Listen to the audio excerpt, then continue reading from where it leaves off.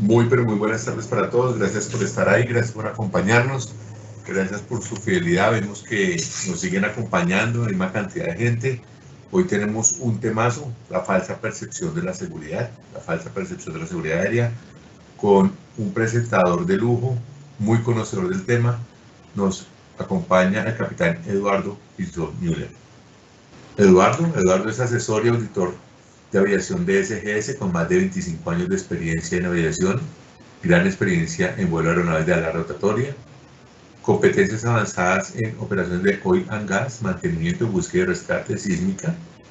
Eduardo ha asumido un número significativo de responsabilidades en cargos aeronáuticos como jefe de entrenamiento y director de seguridad, en donde gestionó para todas las áreas administrativas operacionales la prevención e investigación de accidentes.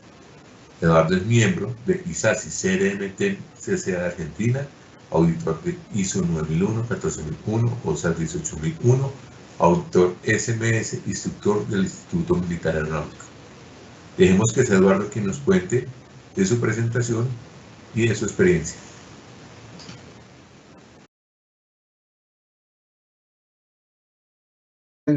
Dadas por las autoridades aeronáuticas que han promovido que las compañías operadoras dilaten, por ejemplo, el tema de entrenamientos. Entonces, el tema de entrenamientos es un tema que por no disponibilidad de simuladores debido a la pandemia, a las restricciones de viaje, a todo esto, pues se ha visto incrementado aún más en este momento y se ha complicado muchísimo. Las autoridades aeronáuticas de casi todos los países han dado unos waivers, unas dispensas para que estos entrenamientos se pospongan o piden que se realicen actividades de entrenamiento tanto de vuelo como de tierra paralelas o suplementarias a las actividades de vuelo normales, de entrenamiento de vuelo normales, pero muchas compañías han, no, la autoridad aeronáutica me dio un plazo, una extensión de los entrenamientos de 6 meses. Entonces estos 6 meses no hago nada. Y eso es, yo no, o sea, no estamos generalizando, no estamos diciendo aquí que todos los operadores hayan tomado eso, pero sí hemos visto que muchos han tomado ese camino, por ejemplo. Otra falsa percepción que nos ha creado un ambiente de seguridad extraño es el SMS. El SMS, hay países en el mundo que aún no han implementado una reglamentación de SMS. No es el caso de Colombia, que hace 10 años tiene una reglamentación activa, pero sí es el caso de los operadores que tienen un SMS que está aprobado y en muchos casos, lo vamos a ver también un poquito más adelante cuando desarrollemos la presentación, se ven unos adefesios aprobados por las autoridades aeronáuticas que puede ser por exceso de trabajo, por falta de inspectores, por falta de presupuesto, por una cantidad de razones, pero se ven unos adefesios donde, por ejemplo, les voy a poner un ejemplo rápido.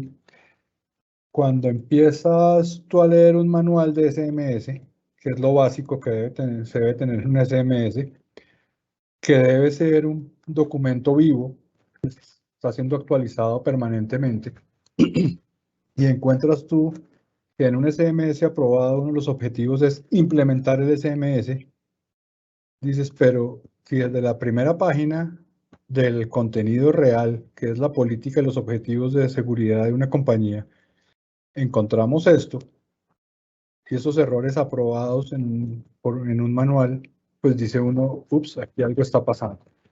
Entonces, digamos que dentro de todos estos comentarios que hemos hecho entre varias personas, nos hemos dado cuenta de este tipo de cosas y con el pasar del tiempo, hemos ido trabajando, yo trabajo en el tema de consultoría y asesoría a empresas, sobre todo para petroleras y compañías del sector minero. Y mi sector de movimiento está entre Alaska y Chile, o sea, toda Latinoamérica y el Caribe. toda Latinoamérica, Norteamérica y el Caribe.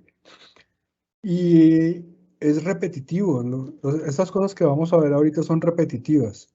En unos lugares, como por ejemplo Canadá y Estados Unidos, el tema del SMS era un tema más enfocado hacia las líneas aéreas que hacia las compañías no regulares. En este momento, a finales del año pasado, principios de este año, apareció un proyecto de norma que dice que ya va a ser obligatorio para todos. Y bueno, pues ahí va el tema. Voy a compartir con ustedes un momentico la pantalla con la presentación que teníamos para el día de hoy. Es una presentación corta. Mauricio, ¿me confirma si están viendo la pantalla ahí, por favor? En este momento la están viendo, Eduardo. Ya la tienes al aire. Ok, perfecto. Bueno, entonces, ¿por qué escribo yo en esta diapositiva principal el título de nuestra charla de hoy y abajo el subtítulo dice Cultura y Supervisión?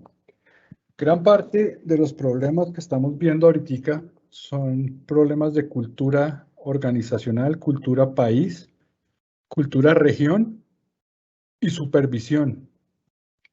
Entonces, esos son digamos, la parte que vamos a abordar un poco dentro de estos pocos minutos que tenemos para nuestro webinar del día de hoy.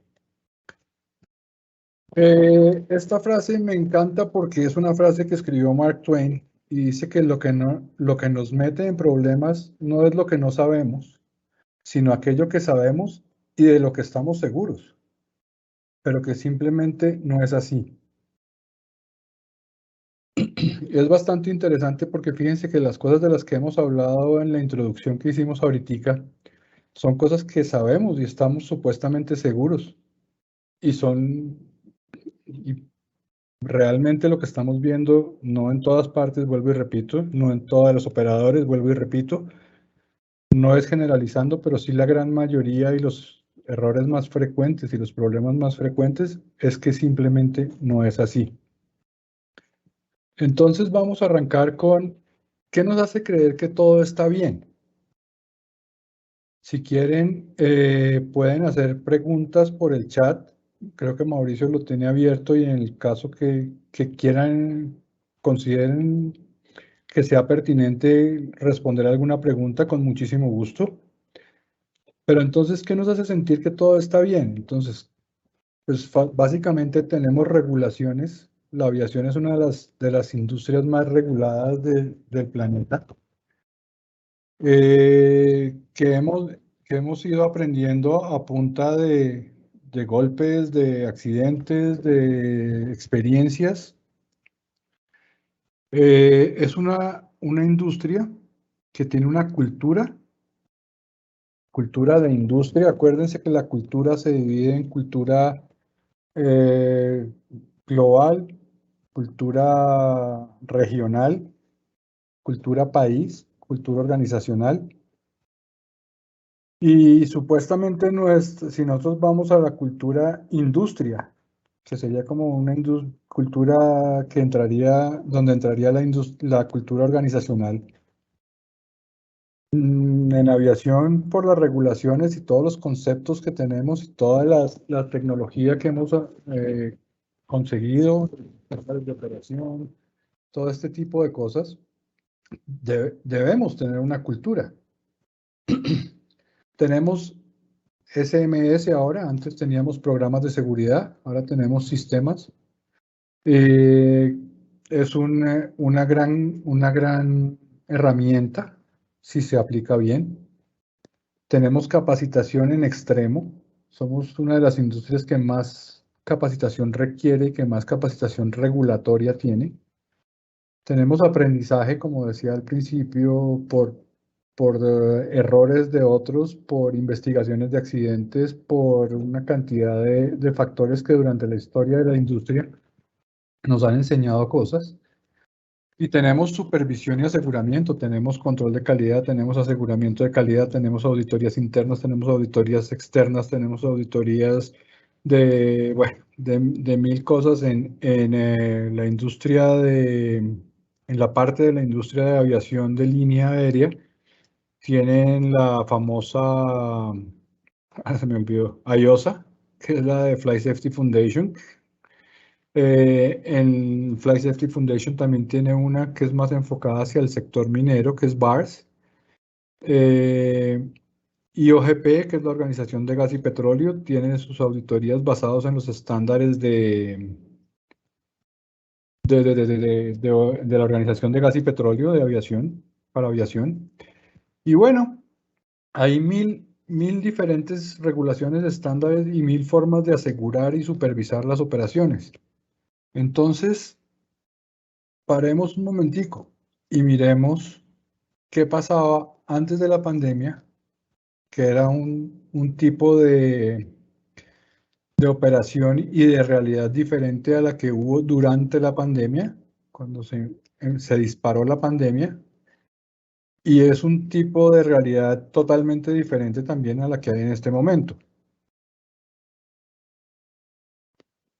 Esto era lo que les explicaba yo y les decía hace un rato. Enfóquense en la línea azul. La línea azul habla de los accidentes desde el 2009 hasta el 2019. Fíjense que la línea es prácticamente la misma, con algunos leves descensos y ascensos, pero se mantiene por encimita del 100, y en los últimos 10 años, desde el 19 desde el 9 hasta el 19, se mantiene prácticamente igual.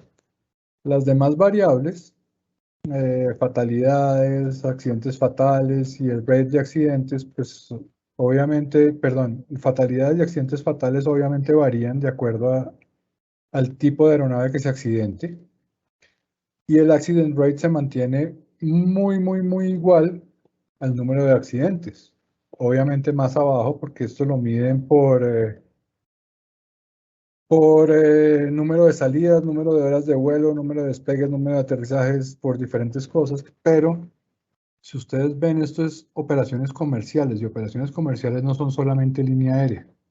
Es cualquier operador que se usufructúe, que saque ganancias de sus operaciones. Entonces, si ustedes se fijan, en el 2009 estaba por encima de 100. Aquí en el 2013 tocó el 100 por debajo, la línea del 100 por debajo. Aquí se ha mantenido en el 100. El mejor año podríamos decir que fue el 16, donde realmente se despegó de la línea del 100. Pero nuevamente del 16 al 19 vuelve y se incrementa y vuelve y sobrepasa la línea del 100. Vuelvo a la pregunta que les hacía inicialmente. ¿Qué nos muestra esta tendencia, esta línea? Simple y sencillamente que hay algo que no está funcionando, porque esto, con todo lo que tenemos ahora, la tecnología que tenemos y todo esto, pues debería empezar a reducir. Entonces, aquí empezamos a entrar un poco en el tema vuelvo y le repito, cultura organizacional y factor humano, donde nos empezamos a ver, y si se acuerdan, yo creo que la mayoría de ustedes conocen la gráfica, no la tengo aquí, pero la conocen, la de cuando empezó la aviación, que los factores técnicos eran muy altos y los factores humanos se consideraban muy bajos porque no se estudiaban en los accidentes. Y con el tiempo, lo que ha pasado es que el factor humano ha ido subiendo, ha ido incrementando de una forma bastante fuerte, y el factor técnico ha ido cayendo. Entonces, aquí nos damos cuenta que lo primero que tenemos que empezar a trabajar, y eso no es nuevo para nadie, es el tema de factor humano y cultura. Cultura en cuanto a que las organizaciones comiencen a crear su cultura real de seguridad y no simplemente hacer un documento de un SMS por cumplir con una regulación, ¿cierto? Sino tratar de mantener una cultura real donde se empiece a notar el descenso en las acciones que no deben ser a las acciones que realmente sí debe tener. Y eso empieza desde las organizaciones aeronáuticas de cada país, fomentando la capacitación y el desarrollo del tema humano. Alguien me ponía en estos días un ejemplo y me decía, por eso es que Airbus no deja que los pilotos toquen los aviones. Y yo decía, oiga, no lo había pensado por ese lado, pero pues es bastante interesante. Y nos remonta al famoso chiste de que la tripulación del futuro va a ser un piloto y un perro. El piloto para que supervise el avión y le dé de comer al perro, y el perro para que no deje tocar nada al piloto. Entonces, eh, digamos que la tecnología está creciendo de una forma muy rápida, está mejorándose de una forma muy rápida, pero nosotros no vamos a la misma velocidad. Además, pues hay muchos factores externos que nos afectan a nosotros como humanos. El tema familiar, el tema económico, el tema de estabilidad laboral, el tema de, bueno, todos los temas que afectan tu desempeño de una u otra forma en tu comportamiento y en tu entorno. Es así como seguimos viendo compañías que operan con pilotos freelance, donde ni siquiera con un piloto freelance tú puedes controlar los duty times, porque ese freelance puede ser una persona que ahorita lo llamas tú a volar y le dices tienes vuelo a las 10 de la mañana y él se presenta a volar a las 9 de la mañana, se presenta para su vuelo a las 9 de la mañana, a las 10 empieza su vuelo, pero desde las 5 de la mañana estaba levantado porque tenía otro vuelo con otra compañía en una máquina similar o el mismo tipo de aeronave. Y tú no sabes que esa persona estaba volando en otra compañía, ni que ya hizo un vuelo. O esa persona llega tarde del vuelo que estaba haciendo y llega corriendo y no alcanza a preparar el vuelo para el que la compañía lo llamó a las 10 de la mañana. Ese tipo de cosas empiezan a afectar y obviamente si tú eres freelance no tienes una estabilidad financiera, pues económica de un salario, te pagan por hora y ese tipo de cosas todavía se está viendo en la industria.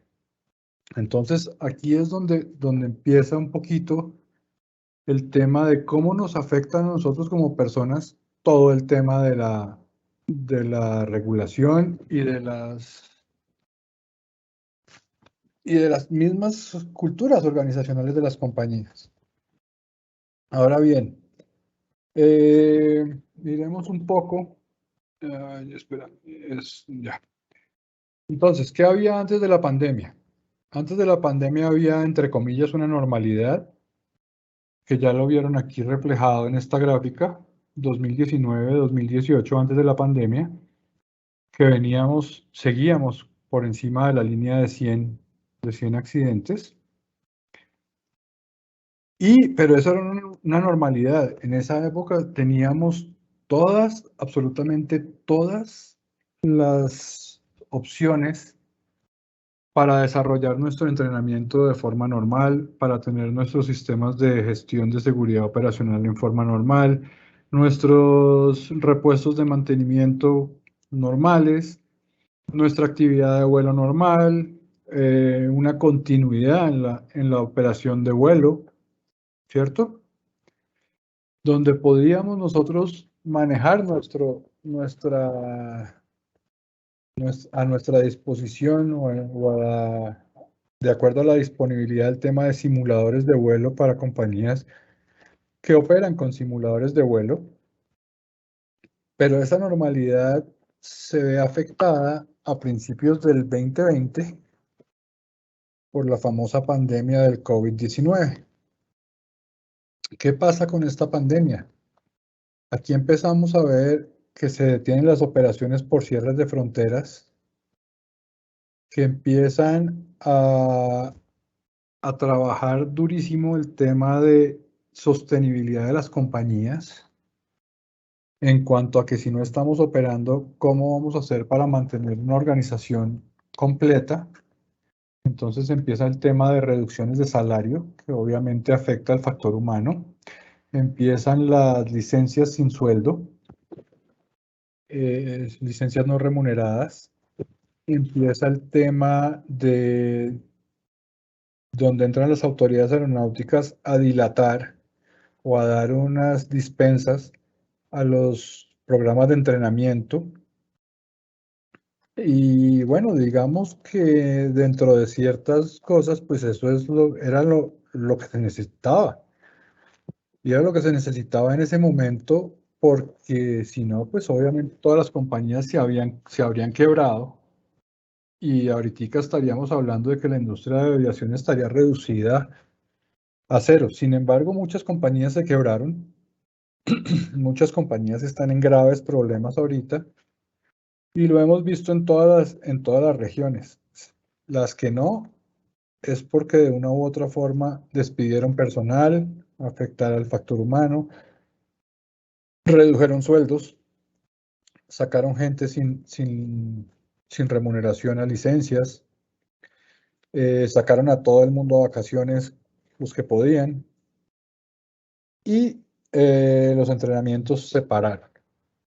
¿Qué pasó? Muchos operadores corrieron a implementar programas virtuales de entrenamiento, pero eso es entrenamiento de tierra. ¿Qué pasó? Empezaron a implementar capacitaciones que no se hacían virtuales, sino presenciales en la virtualidad. Así como pasó en los colegios de nuestros hijos, en las universidades, en el trabajo, todo empezó a convertirse en virtual. Y cuando tú haces algo virtual tienes pues varias limitaciones. Es una gran herramienta para ayudarte o para ayudarnos a tener un cubrimiento global, digamos, pero no siempre tienes al tutor o, o a la persona que necesitas cuando realizas un tipo de entrenamiento, por ejemplo. Ahora bien, los entrenamientos de vuelo en la mayoría de partes fueron suspendidos de manera indefinida en algunas partes. Otras dieron waivers de 6 meses y después los extendieron a otros 6 meses.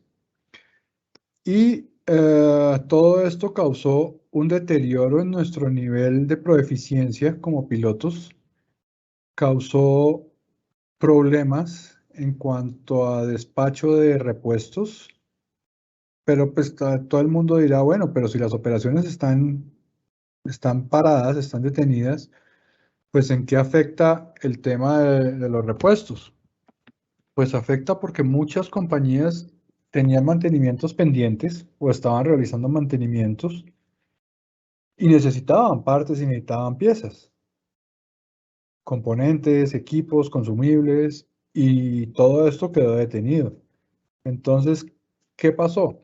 Muchas aeronaves se preservaron, se pararon, se hicieron los procedimientos de mantenimiento de preservación para el periodo de tiempo que lo pensaran dejar inhabilitada y se dejaron ahí. Pero ¿qué pasaba con las que estaban en un proceso de mantenimiento, que estaban ya desarmadas?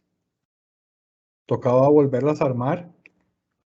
No teníamos la capacidad en personal para volver a armar estos helicópteros porque la gente estaba en cuarentena. Habían lockdowns y cierres en todas las fronteras. Habían lockdowns inclusive en las ciudades, toques de queda, restricciones. ¿Qué pasa con esas aeronaves que estaban desarmadas, que estaban en proceso de mantenimiento? Es una buena pregunta para hacerse. Ahora bien, después de ahí venimos al tema de la hora. La hora empezó más o menos hace unos 6 meses, diría yo, como a finales del año pasado, como en octubre, noviembre del año pasado. empezó con una reapertura tímida de las fronteras, una reapertura muy limitada de las operaciones, pero aquí viene uno de los grandes problemas que teníamos. Y digamos que no es tanto el problema de las líneas aéreas, porque las líneas aéreas, sus chequeos son cada 6 meses, sus entrenamientos en el simulador, y la gente que quedó en la línea, en la operación, era la gente que tenía los chequeos más vigentes, casi siempre. O sea, que tenían más tiempo de vigencia del chequeo. Entonces, digamos que para ellos el tema de capacitación no fue tan crítico, pero ¿qué pasó con los operadores 135 o de aviación regular, no, perdón, no regular, escuelas y todo este tipo de compañías o de operadores que volvieron con operaciones limitadas al ruedo? Gente sin entrenamientos recurrentes, gente muchas veces que no tenía las capacitaciones que por regulación se pide. Así muchos hayan implementado los temas virtuales. Lo que hemos visto es que esos temas virtuales ni siquiera se realizaron completos. Y se los digo porque pues eso es lo que estamos viendo en las auditorías que estamos realizando. Nosotros también estamos en cierta forma muy limitados porque muchas nos toca hacerlas de forma remota. Y con todo y que son de forma remota y son por reuniones parecidas a las que estamos haciendo en este momento, a ti te mandan los documentos, pero tú no como auditor, como inspector, no puedes ir más a fondo, porque pues realmente el tiempo es corto, tú tienes que leer mucha documentación y el operador escoge qué te manda. Entonces digamos que ahí tiene una gran ventaja en esto. Entonces aquí estamos viendo un sinnúmero de cosas que aparte del entrenamiento estamos viendo en el ahora SMS desactualizados, procesos de gestión de riesgo, que es para la aviación general y que no utiliza FOCWAS, ni Flight Data Analysis, ni Flight Data Monitoring Systems. Eh, Estamos viendo SMS desactualizados. eh, Procesos y programas de aseguramiento de la calidad internas totalmente o prácticamente abandonados, donde no se hicieron ni siquiera entre ellos mismos auditorías virtuales para mantener lo básico y ver el tema básico, sino simplemente una dejadez de, oh, estamos en esto, pues no importa. Estamos viendo falta de aseguramiento, estamos viendo un tema de falta de entrenamiento y falta de aseguramiento interno, externo y falta de control en cierta forma también por parte de las autoridades. La autoridad aeronáutica durante la pandemia y la pospandemia ha tratado de agilizar los procesos virtuales y ha tratado de moverse en la virtualidad lo más posible. Pero sin embargo se ve y se nota que no está siendo suficiente. ¿Qué pasa con los SMS mal implementados? Y esto es una de las cosas que en ciertos momentos de la vida se comentaron en varios foros y fue que había una gran dificultad en las autoridades aeronáuticas para definir qué, o sea, para determinar entre ellos mismos los inspectores de SMS. Al principio hubo unas autoridades aeronáuticas que nombraron o armaron un departamento de SMS o de seguridad operacional en donde tenían inspectores propios y empezaron con una muy buena capacitación y una muy buena implementación internamente del SSP. Esto estaba dando buenos resultados hasta que en algún momento a alguien se le ocurrió decir, pero ¿para qué vamos a tener inspectores de seguridad operacional si tenemos a los inspectores de mantenimiento y a los inspectores, a los POIs o IPOs y a los POIs y a los PMIs, los de mantenimiento, los inspectores de mantenimiento, los inspectores de operaciones? Si los tenemos a ellos, capacitémoslos a ellos y que ellos sean los que evalúen los SMS de las organizaciones. ¿Qué pasó? Eso fue un paso atrás en el SSP, digamos, de los gobiernos, de los que ya lo tenían, de las autoridades aeronáuticas que ya lo tenían implementado, y decidieron y tomaron esta decisión de cambiar. Y esto nos empezó a generar una cantidad de cosas. ¿A qué me refiero con mal implementados?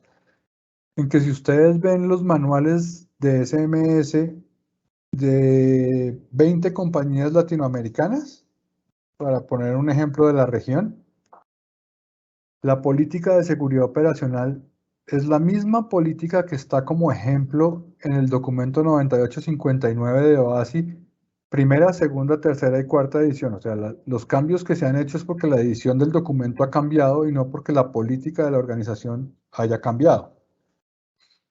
No porque se haya modernizado la política de la organización, sino porque en el documento algo cambió en el formato de ejemplo y se convirtió en una revisión de la política.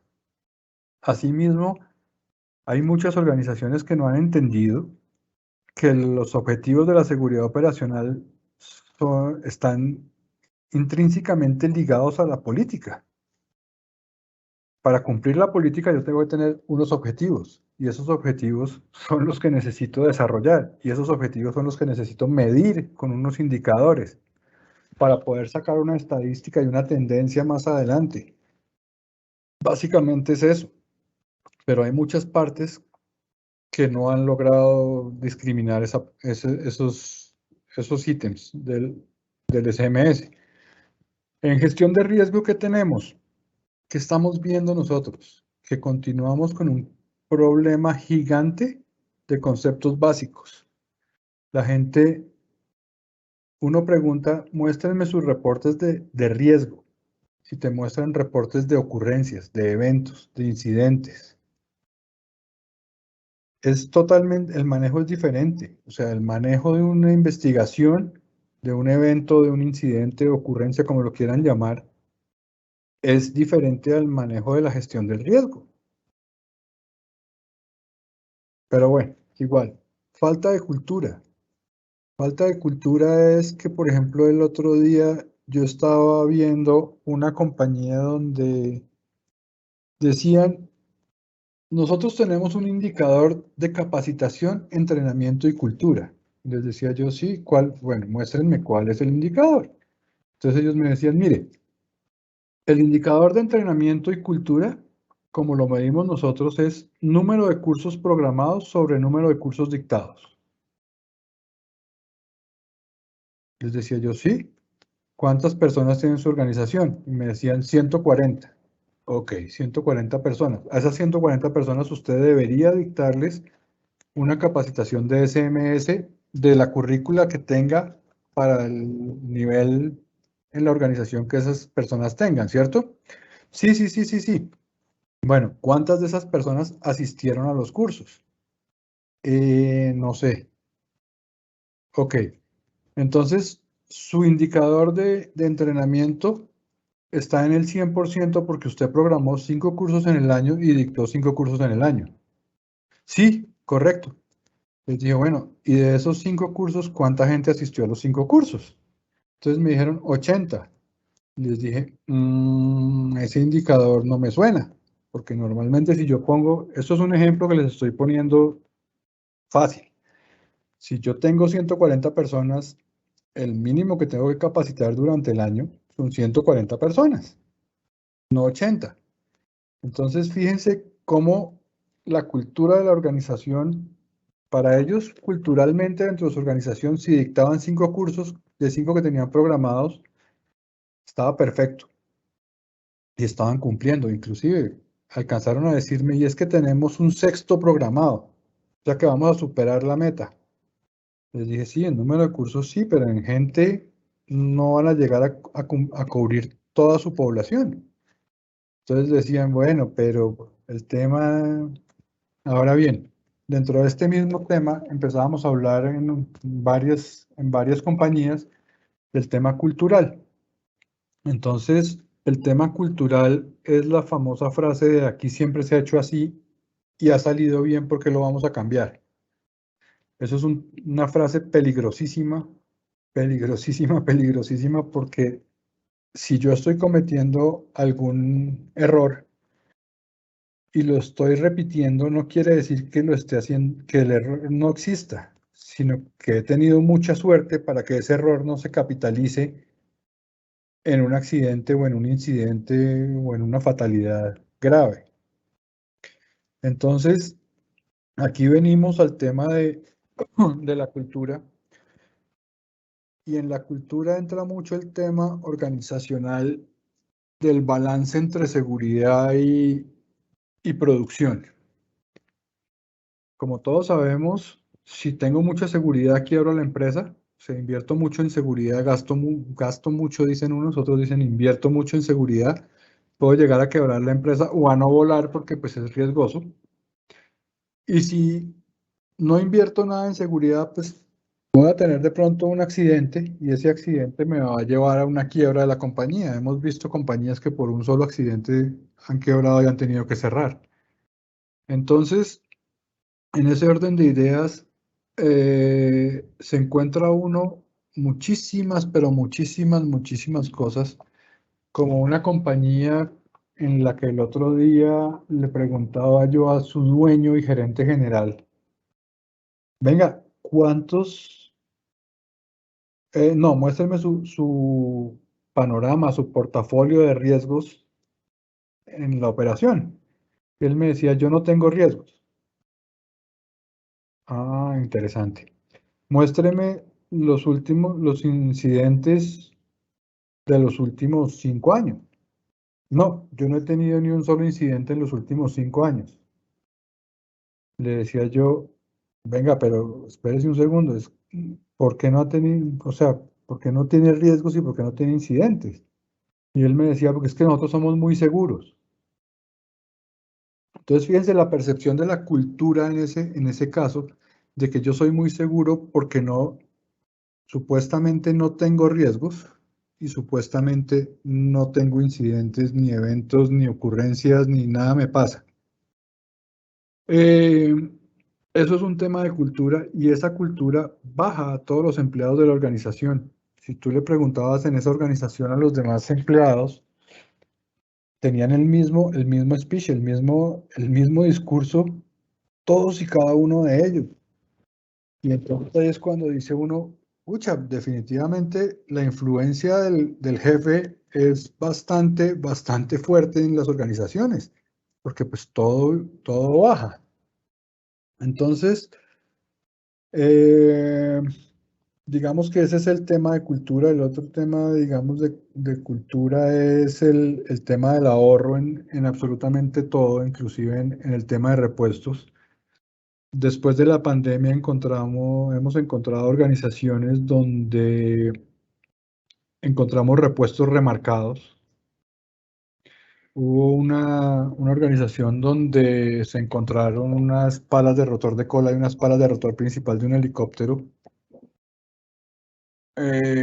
con los números de serie remarcadas, lo cual, por ahí decía mi abuela, piensa mal y acertarás, es sinónimo de que en algún momento esas palas con sus números de serie originales ya estaban vencidas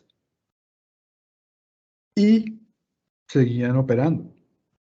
Entonces, ese tipo de cosas, por ejemplo, eh, se han venido presentando y se han incrementado por el tema de la economía en este tiempo de pandemia. Si antes existía el tema de las bogus parts o de las partes hechizas o del mercado negro. Ahora, pues con el tema de tenemos que ahorrar porque venimos mal, pues se ha venido acentuando, se han venido encontrando cosas bastante complicadas. ¿Qué más hemos visto y qué más estamos viendo desde que empezaron a reabrir las fronteras de unos 6 meses para acá? La falta de aseguramiento interno, de aseguramiento de calidad interno. Si bien es cierto, el programa de aseguramiento en muchas compañías que tienen el SMS implementado es parte del SMS, en otras es un departamento aparte, pero ¿qué hemos visto? Que en los últimos año y medio, los cronogramas y el cumplimiento de esos cronogramas de aseguramiento interno de la calidad se han visto limitados a un 40-50%, y esto es bastante preocupante. El tema de control, bueno, el tema de control viene por el lado de las auditorías externas y de la que no se han podido realizar en la mejor forma tampoco, por el tema de los cierres de fronteras y los aislamientos preventivos, las políticas de los países de control del COVID, y todo este tipo de cosas. También se ve por la imposibilidad de la autoridad aeronáutica para realizar visitas presenciales y mantener todo o lo que más pueden, perdón, en el tema virtual. Entonces, digamos que este tema es bastante sensitivo también porque dentro del aseguramiento interno de la calidad de las compañías se hace aseguramiento y auditorías a terceros, proveedores de combustible, proveedores de repuestos, reparadores, etcétera. Y al no haber ni siquiera un seguimiento de lo que se venía haciendo, pues se pierde este control y aseguramiento. Entonces, ¿qué estamos viendo dentro de nuestro sistema aeronáutico? Una baja actividad para todos que nos genera falta de entrenamiento. Y esto es como los equipos de fútbol que dicen que los jugadores están fuera de ritmo o están fuera de nivel cuando no hay competencia, sino solamente hay entrenamiento. Nosotros ni siquiera entrenamiento estuvimos quietos.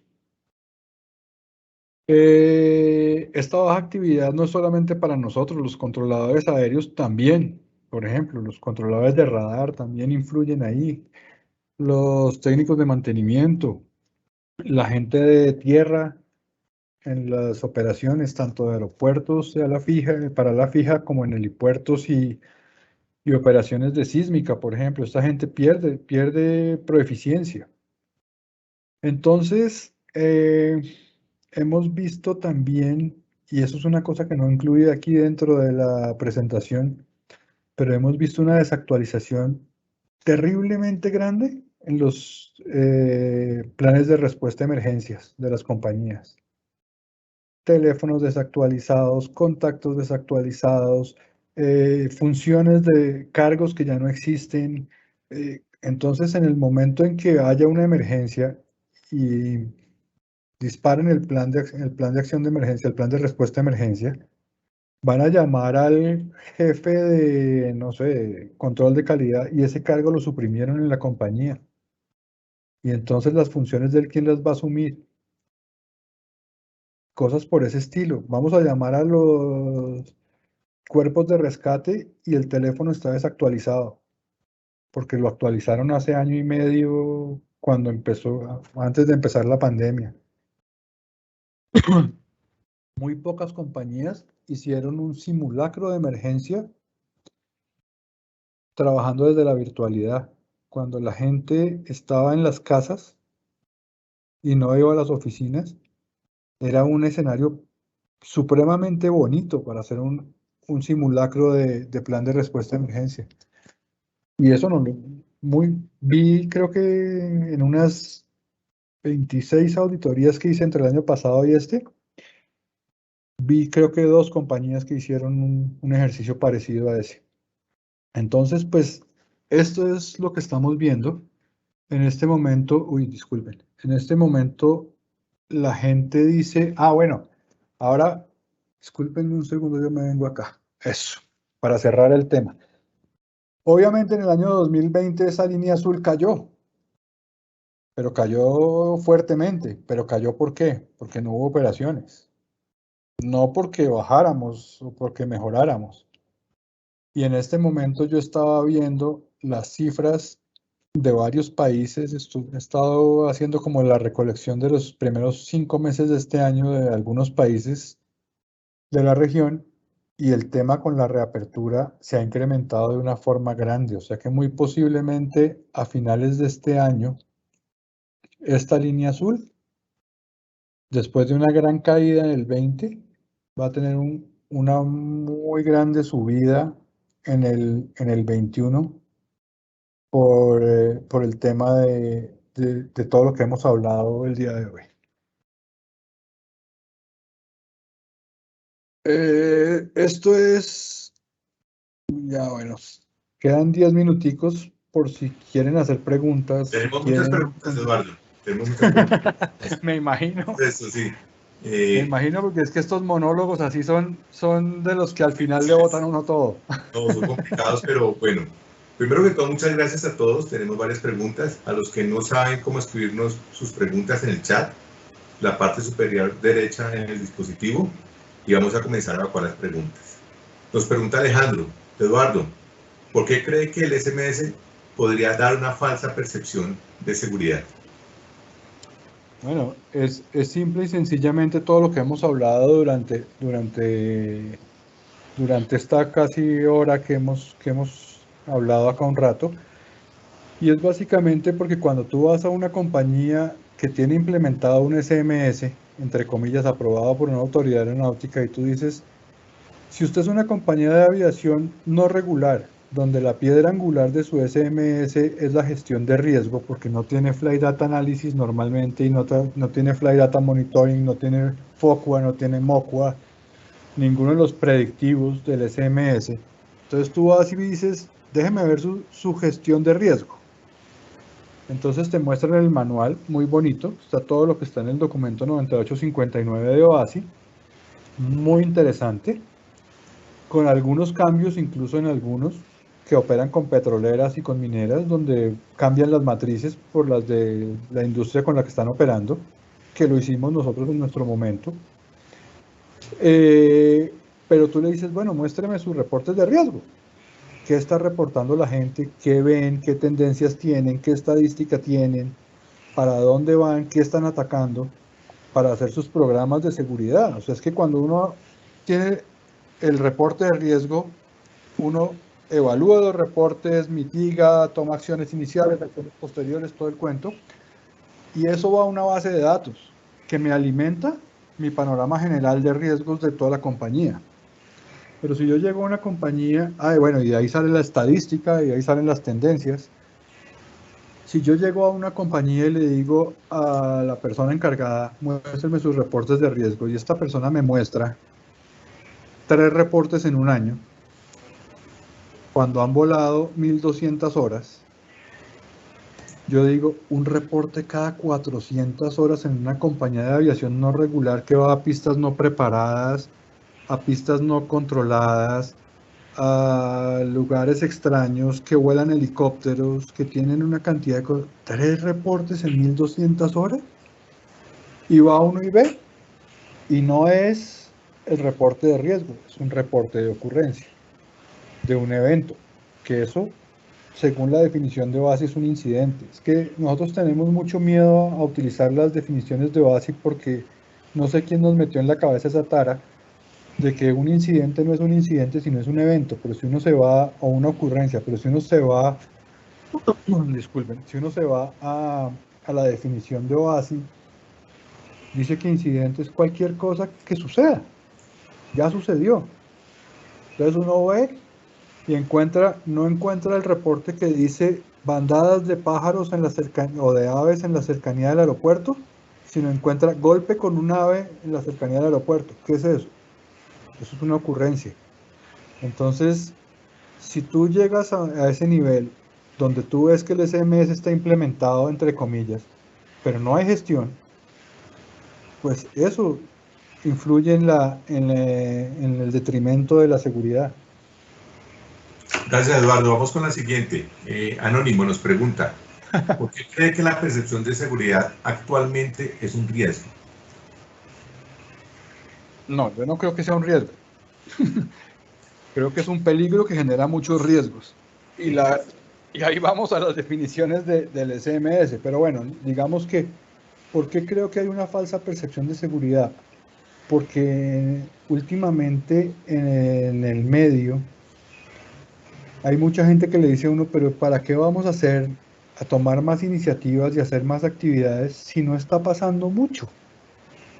Pero es que no está pasando mucho, es que no han ido a las estadísticas a mirar que lo que está pasando es una línea completamente horizontal, prácticamente horizontal, que se ha mantenido igual en los últimos 10 años.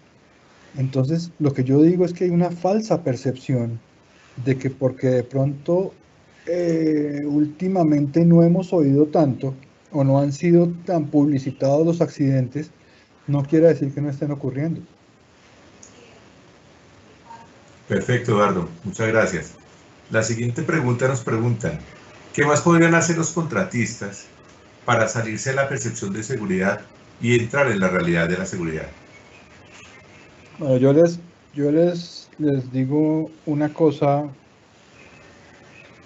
lo principal es controlar sus operaciones. Si usted es un contratista y tiene aeronaves a su servicio, lo principal es, mire, tenga un estándar que regule o normatice la operación por encima de la regulación del país. ¿A qué voy con esto? Fíjense que las industrias petrolera, minera y las industrias que más nivel de seguridad tienen que operan con compañías de aviación son las que tienen sus propios estándares o se ciñen a un estándar como IOGP, como VARS, como, bueno, pero si ustedes ven las compañías que tienen los mejores índices de seguridad, Chevron, BP, Shell, bueno, por nombrar unas, tienen sus propios estándares. Y esos estándares están por encima de la regulación. ¿Por qué? ¿Y por qué voy a esto? Porque es que la regulación es lo básico. Es lo básico que necesita una compañía, lo mínimo que necesita una compañía para operar. De ahí para arriba, hombre, entre más tenga yo, pues sin limitar la operación, sin entorpecer la operación, pero sí que yo tenga unos estándares que sean un poco más restrictivos, más exigentes que los de la autoridad aeronáutica, me ayuda. El tema de la supervisión y el control, el tema de las auditorías es fundamental para encontrar cosas y que se les haga seguimiento a esas auditorías. Bueno, hay muchas formas, pero yo creo en este momento que esas son las dos principales y empezar a exigir un poco, porque fíjense que las autoridades aeronáuticas dieron unos waivers, unas dispensas muy grandes para el tema de entrenamiento, por ejemplo, que era lo que hablábamos ahorita.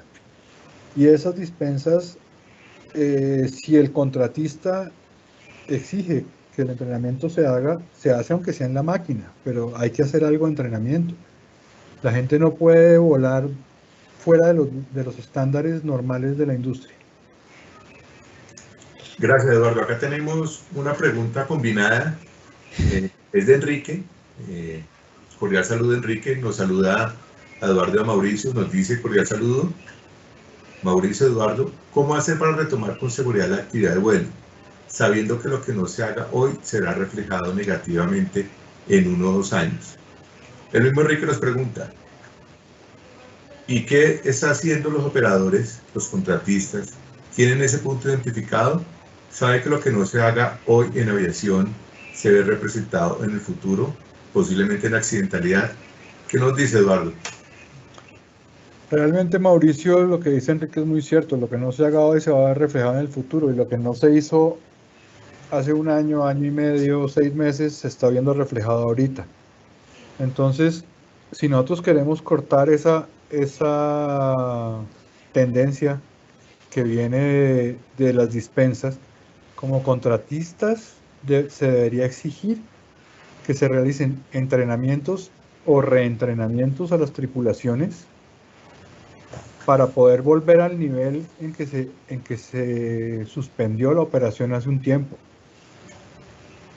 Ahora bien, si nos preguntan que si los contratistas están al tanto de este problema y ya lo identificaron, algunos sí, algunos no. Entonces, digamos que esa, en mi caso, es la función, una de las funciones que yo tengo, una de las responsabilidades que yo tengo es decirles a ellos que contratan a la compañía para la que yo trabajo, decirles, oiga, aquí está pasando esto y hay que hacer algo. Entonces hay que tomar medidas y hay que pedirle al operador que se identificó esto y qué va a hacer para eso. Yo conozco, por ejemplo, una compañía con la que estuve trabajando hace poco tiempo asesorándolos, donde ellos mismos, el operador por iniciativa propia, empezó a realizar los entrenamientos de lo que se podía hacer en la aeronave y tenían un simulador ahí mismo de otro tipo de aeronave, pero muy similar a lo que ellos vuelan, y empezaron a hacer entrenamiento en eso. Y yo les digo una cosa, yo prefiero 1000 veces eso a no hacer nada. Me parece una iniciativa bastante interesante. Sí, va a sumar. Eduardo, nos Claro. preguntan también, ¿y qué están haciendo ustedes, nosotros?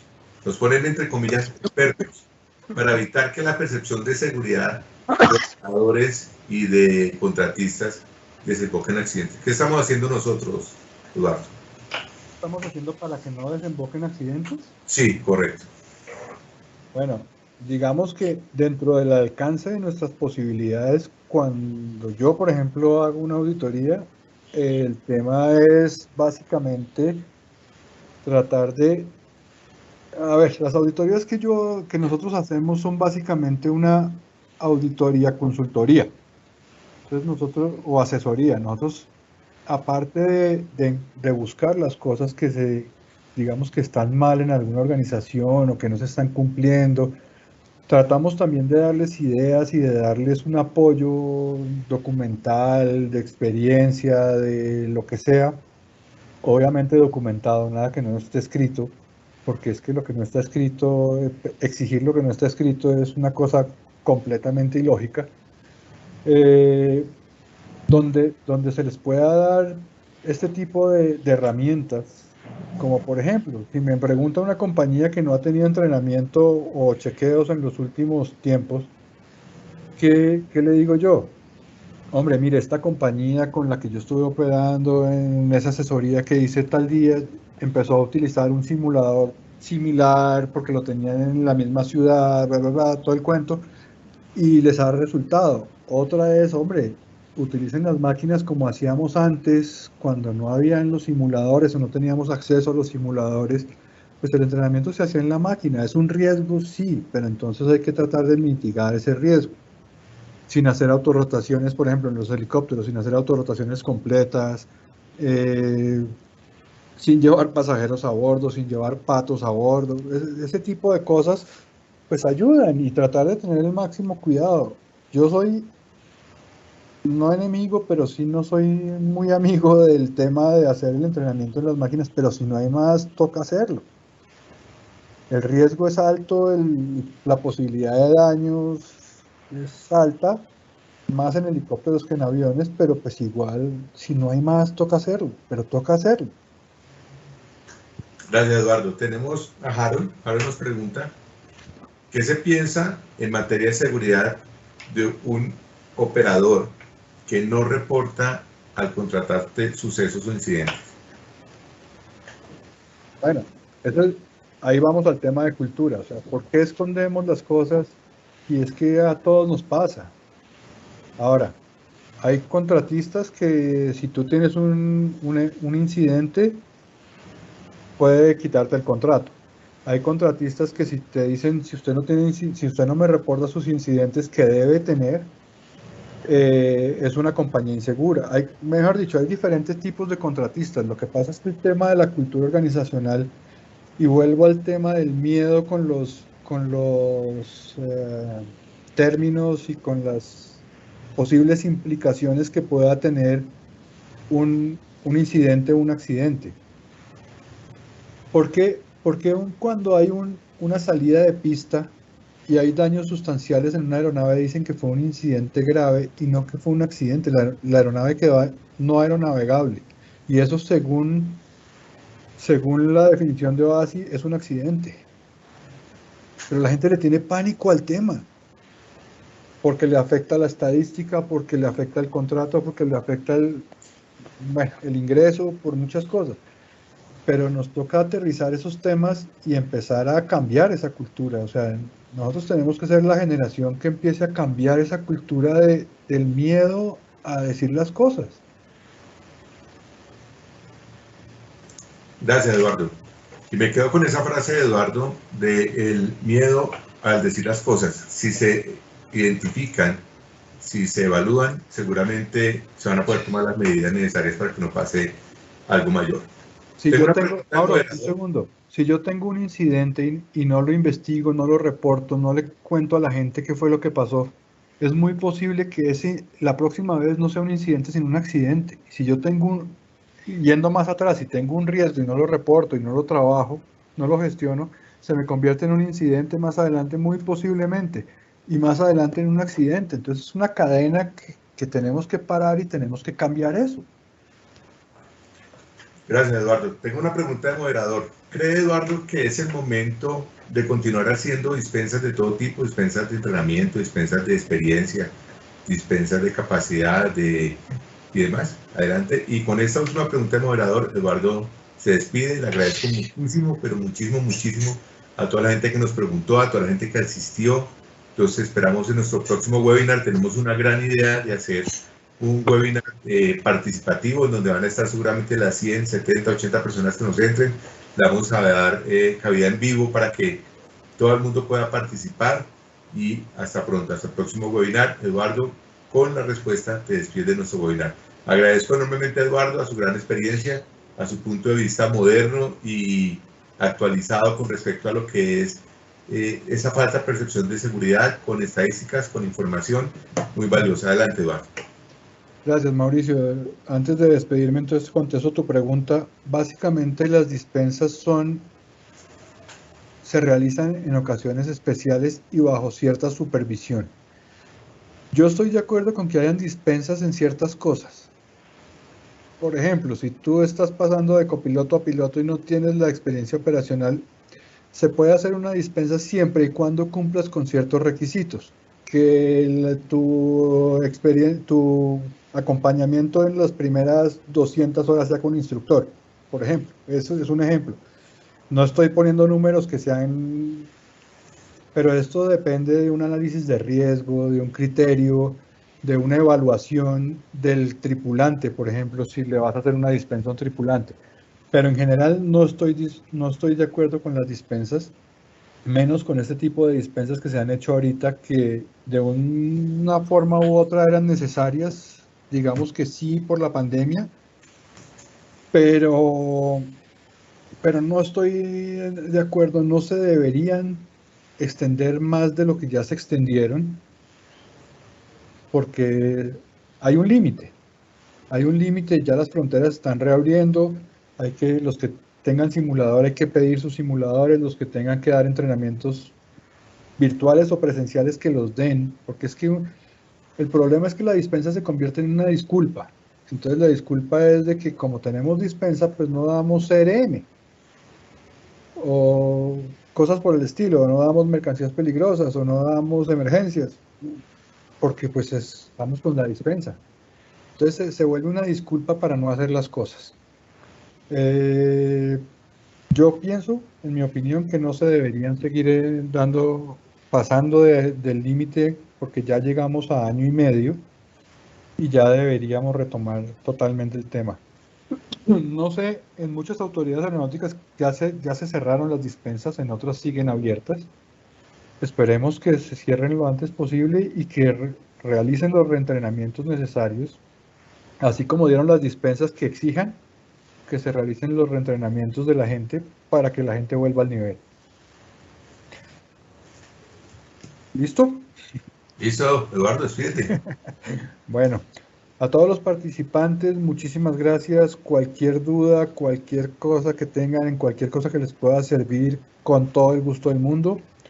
Mi lema en este trabajo es, si cada una de las personas que... Mauricio, ¿cuántas personas estuvieron hoy?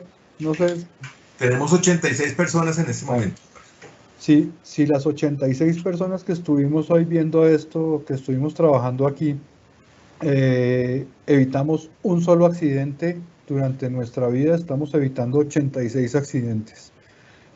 Y si logramos que, y si digamos que cada accidente sea de un avión, una aeronave, un helicóptero que tenga 4 pasajeros, estamos evitando más de casi 400 personas o que pueden estar involucradas en esto y 400 familias que se pueden ver afectadas.